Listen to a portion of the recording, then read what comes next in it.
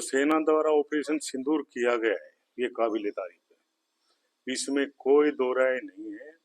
चाहे दूसरे देश इसमें कमी निकाले या कुछ भी कहें, हमारे 26 बहनों का सिंदूर जिन आतंकवादियों ने पूछा है, बगैर किसी गलती के पहुंच दिया उनका सिंदूर को, उनको हमारे सेना द्वारा जो ऑपरेशन सिंदूर चलाया गया उसके उसमें उन आतंकवादियों को ही मिटा दिया गया।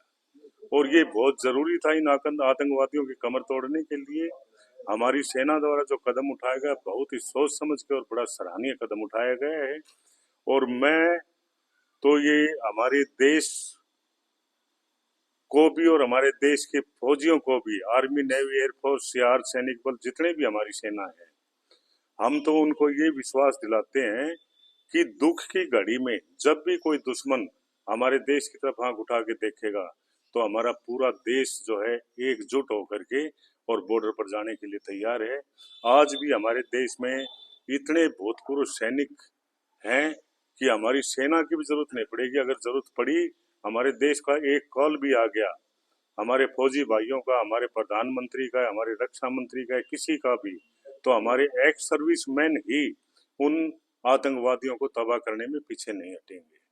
और ये जो ऑपरेशन सिंदूर हमारी आर्मी द्वारा किया गया है, बहुत ही अच्छा तरीके से किया गया है।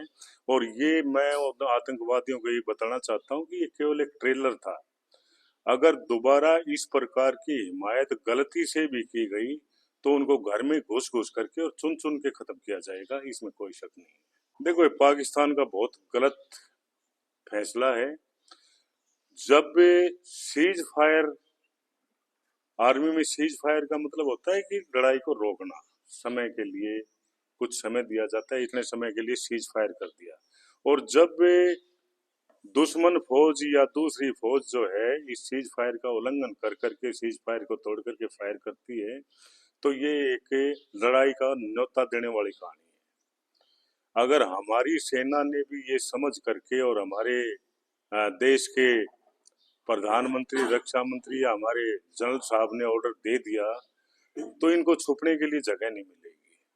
हमें सीज फायर तोड़ने की जरूरत नहीं है। फिर हमारी सेना में इतना दम है कि वो घर में घुस घुस करके एक एक उग्रवादी को उठा लेगी, बगैर मारे ही उठा लाएगी और उनको ऐसे तड़पा तड़पा के मारेगी जिंदगी में जो है आतंकवाद के बारे में सोचेंगे भी नहीं।